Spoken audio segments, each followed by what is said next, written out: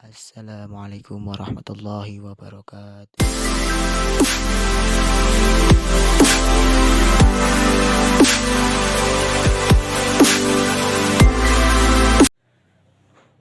Baik, di sini saya akan mempresentasikan tugas saya. Saya sebagai mahasiswa di Syarifuddin Wonorejo Lumajang. Sekarang saya menempuh semester 6 yang diampuh oleh dosen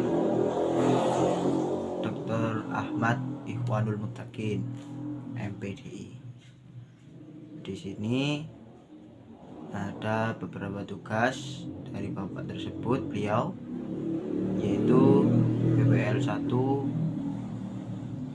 dengan mata pelajaran micro teaching yang judulnya perangkat pembelajaran. Jadi di sini kami akan sedikit menerangkan tentang perangkat pembelajaran tersebut. Dan di situ kan banyak, ada kalanya promes, prota, silabus, KIKD, dan lain-lain. Itulah. Di sini sebelum kita menginjak ke proses perangkat pembelajaran, di sini saya akan sedikit pengetahuan tentang perangkat pembelajaran. Jadi perangkat pembelajaran yaitu sebuah komponen yang harus disiapkan oleh guru sebelum melaksanakan pembelajaran. Nah, juga bisa disebut dengan alat atau perlengkapan proses pembelajaran. Dengan cara bisa menjadikan siswa atau peserta didik, orang belajar bisa memanfaatkan segala potensi dan sumber yang baik pada diri siswa atau peserta didik dengan mencapai tujuan belajar dengan baik. Jadi begitu intinya. Langsung saja. Ini saya mempunyai gambar satu tentang kalender pendidikan. Jadi tentang kalender pendidikan yaitu pengaturan waktu dalam kegiatan belajar selama 1 tahun ajaran baru, dan juga mencakup dengan waktu pembelajaran efektif, minggu efektif belajar, dan hari libur belajar, dan fungsi secara khusus sebagai pedoman yang digunakan guru untuk menyusun silabus, promes, prota, RPP. Begitu juga dengan kalender pendidikan tersebut disusun dengan berdasarkan alokasi waktu. Nah, begitu ya, sesuai yang tercantum dalam penyusunan tersebut, dan harus memperhatikan ketentuan oleh pemerintah pusat maupun daerah. Jadi kita membuat kalender pendidikan, promes, prota, RPP itu harus melihat dari pusat, daerah atau pemerintahan tersebut. Ya memang kita membuat itu kan seperti lembaga itu kan tidak sama untuk membuat perangkat tersebut. Jadi anutan perangkat tersebut itu kita melihat dari pusat, daerah atau pemerintahan, begitu ya. Dan penetapan hari efektif di kalender dilakukan dengan menghitung jumlah hari dalam sebuah atau setahun yang dikurangi dengan hari libur tersebut. Nah, semua tersebut sesuai dengan kebijakan sekolah masing-masing. Nah, jadi kan masing-masing itu mempunyai kalender tersendiri, karena setiap lembaga itu mungkin sama dan dengan lembaga yang lain tuh. Dan di situ ada gambarnya kalender hari efektif sekolah, hari fakultatif, tahun pelajaran 2 untuk sekolah SD, LB, SMA, MA.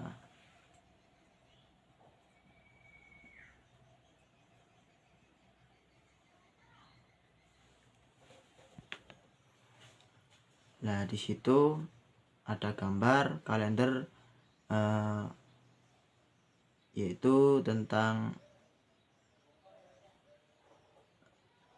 warna-warna itu juga berbeda.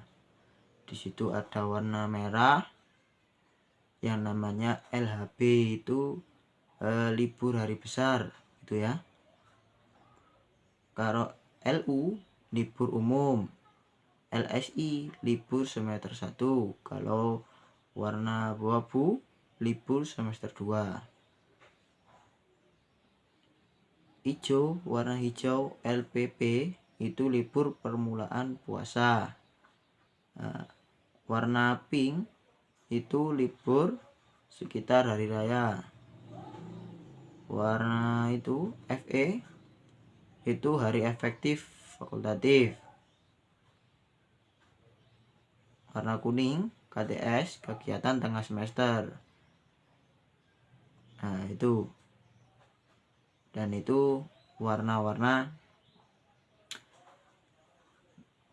di kalender pendidikan, dan warna-warna tersebut itu tergantung yang membuat oleh guru atau kepala sekolah tersebut. Itu yang membuat itu tergantung warna apa saja itu boleh. Intinya membuat itu kita harus paham gitu ya. Situ. Baik, dilanjutkan dengan yang kedua, yaitu tentang RPE, dalam artian perencanaan pekan efektif. Bisa disebut dengan juga dengan analisis alokasi waktu tersebut. Jadi RPE dalam artian atau perencanaan pekan efektif yaitu merupakan perangkat pembelajaran yang terdiri dari hari-hari efektif dan tidak efektif pada tahun ajaran yang sedang berlangsung, yang menjadi patokan sekolah, terutama guru dalam menunjukkan jumlah minggu dan pekan efektif. Begitu.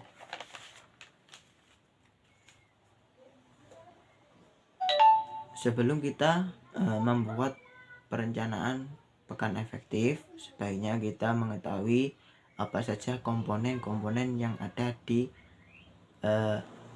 perencanaan pekan efektif. Di sini saya sedikit mengetahui tentang 4 komponen. Seperti hanya 1, jumlah pekan dalam semester, seperti contoh baik efektif maupun tidak efektif. Itu. Yang kedua, jumlah pekan tidak efektif, seperti contoh ada kegiatan hari raya, ada libur gitulah, dan lain-lain. Yang ketiga, jumlah pekan efektif, seperti contoh ada kegiatan belajar, itu mempunyai kegiatan belajar.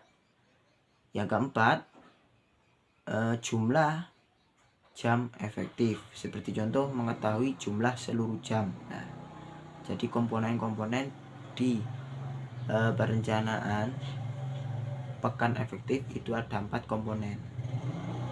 Itu tadi ya. Dan disitu saya ada gambar lagi, coba dilihat gambar tentang analisis alokasi waktu. Nah, di situ ada sebuah gambar analisis alokasi waktu perhitungan jam efektif atau mingguan. Yang pertama jumlah minggu. Nah, di situ jumlah minggu Juli itu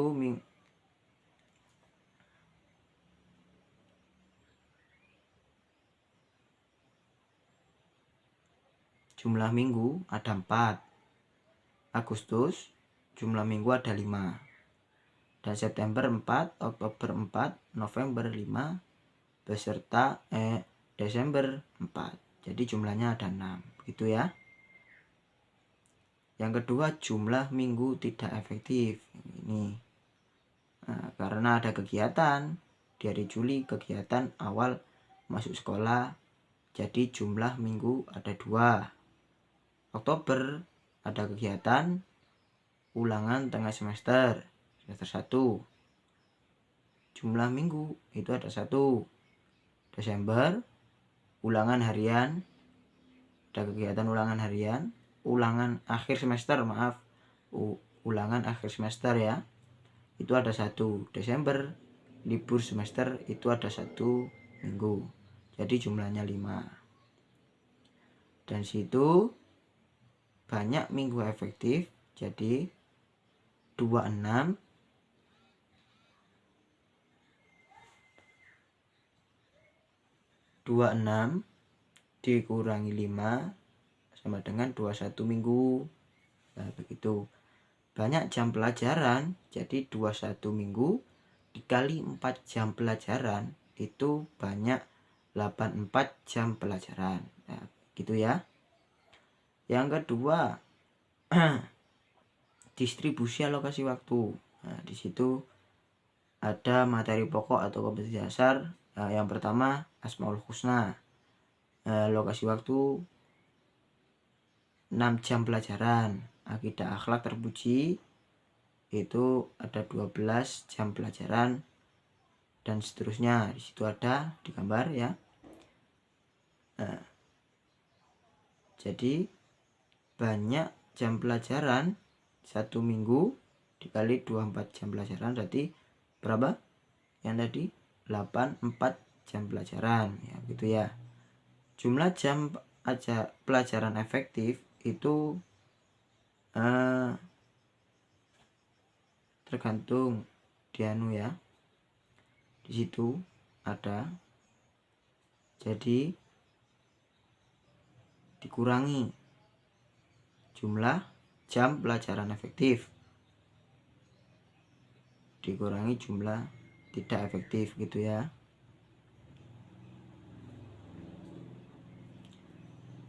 Itu yang semester genap. Kalau alokasi waktu yang semester yang tadi semester ganjil dan yang sekarang ada lagi yang semester genap. Ya begitu gambarnya. Di situ ada gambar yang lokasi waktu yang ganjil dan genap. Memang sama, hampir mirip antara dua tersebut. Nah, jadi gitu pemahaman tentang alokasi waktu tersebut.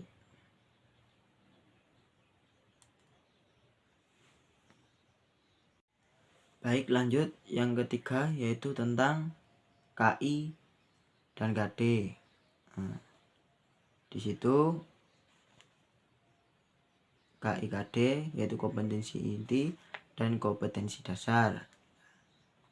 Di sini saya sebelum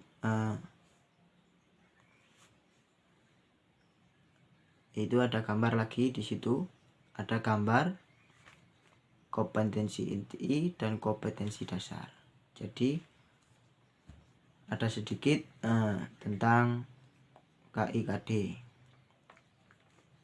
Yaitu merupakan pendidikan tingkatan kompetensi untuk mencapai potensi lulusan yang harus dimiliki pada peserta didik.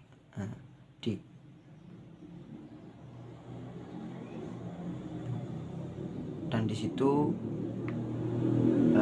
ada 2 sikap, yaitu sikap spiritual maupun sikap sosial ya. Itu kalau sifat spiritual terkait dengan pendidikan sosial agar untuk membentuk peserta didik yang beriman dan takwa. Kalau sifat sosial terkait dengan membantu membuat peserta didik berakhlak mulia, mandiri, dan bertanggung jawab. Itu ada 2 sikap di kompetensi inti.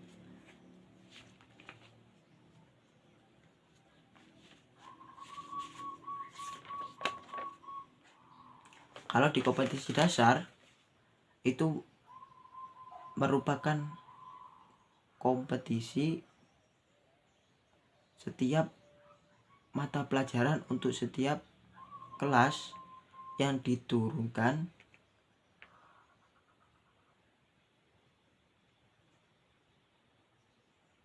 dengan bersikap pengetahuan dan keterampilan yang bersumber pada kompetensi inti yang harus dikuasai peserta didik, ya, begitu. Dan juga kompetensi tersebut dikembangkan dengan memperhatikan karakteristik peserta didik, kemampuan awal dari ciri-ciri suatu mata pelajaran. Dan di situ saya ada gambar. Dilihat kompetensi inti dan kompetensi dasar. Di situ KIKD. Yang pertama itu KI1 tentang menghayati dan mengamalkan ajaran agama yang dianutnya. Kompetensi dasarnya yang ke-1, menghayati kebersamaan dan kebersamaan Allah melalui Al-Asmaul Husna, Ar-Razzaq, Al-Malik, Al-Wasib, Al-Hadi, Al-Khaliq, dan Hakim. Yang kedua, menghayati nilai-nilai positif dari tasamuh atau toleransi, ya, begitu. Musawah itu persamaan, derajat tasawuh, derajat dan ukhuwah atau persaudaraan. Di situ ada 5, kalau nggak salah ya, di gambar ada 5 kompetensi dasar. Dan kompetensi inti itu tadi menghayati dan mengamalkan ajaran agama yang dianutnya. Jadi untuk mengajarkan peserta didik, kita ambil kompetensi inti dan kompetensi dasar tersebut.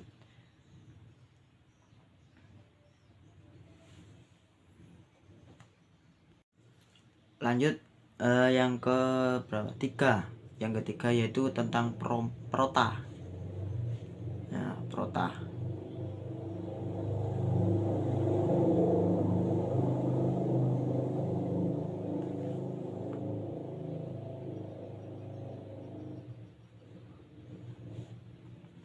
Di situ prota. Prota dengan promes, ya. Lanjut prota.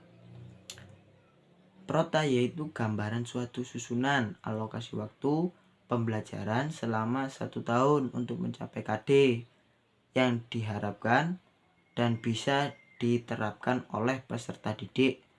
Di dalam penyusunan tersebut, prota itu harus dilakukan pada awal tahun ajaran baru dan prota tersebut itu penting. Nah, di situ sangat pentingnya prota. Nah, itu ada fungsi tentang prota. Yang pertama, fungsinya pembelajaran agar bisa berjalan secara optimal. Yang kedua, dijadikan pedoman untuk menyusun promes. Yang ketiga, dijadikan pedoman menyusun kalender pendidikan. Yang keempat, digunakan juga acuan untuk mengoptimalkan penggunaan waktu efektif pembelajaran yang tersedia. Itu ya, tentang prota. Situ ada gambarnya prota.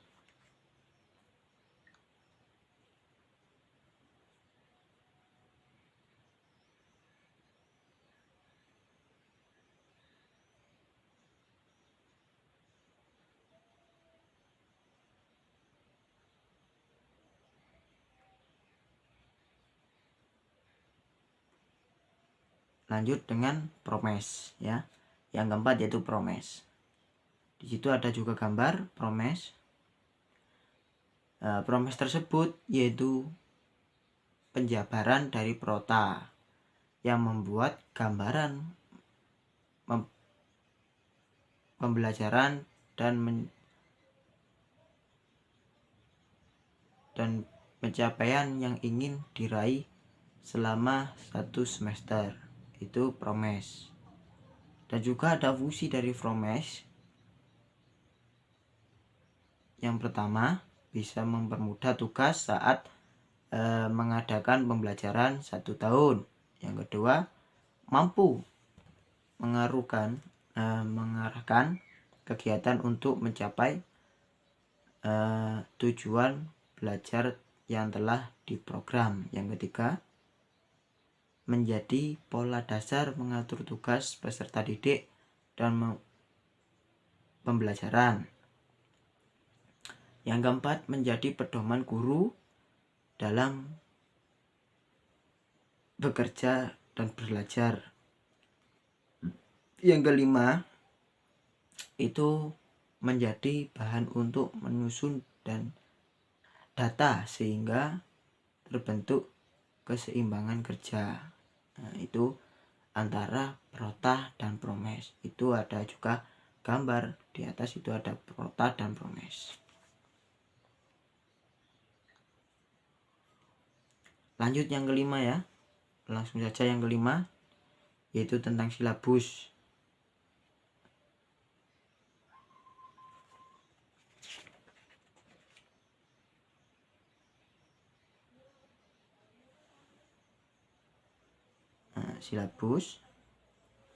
Silabus yaitu pembelajaran pada suatu kelompok mata pelajaran atau mencakup standar kompetensi dasar materi pokok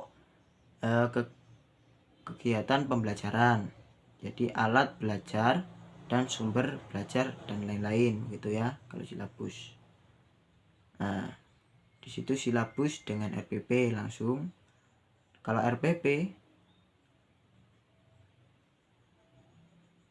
penjabaran dari silabus untuk mengarahkan peserta didik dalam upaya mencapai standar kompetensi.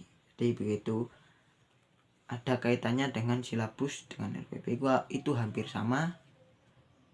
Nah, kalau RPP itu penjabarnya dari silabus. Nah, itu. Baik, mungkin itu saja yang bisa kami presentasikan hari ini. Kurang lebihnya kami mohon maaf apabila ada kesalahan baik di ucapan maupun di tingkah laku. Saya mohon maaf yang sebesar-besarnya. Wallahul muwaffiq ila aqwamit thoriq. Wassalamualaikum warahmatullahi wabarakatuh.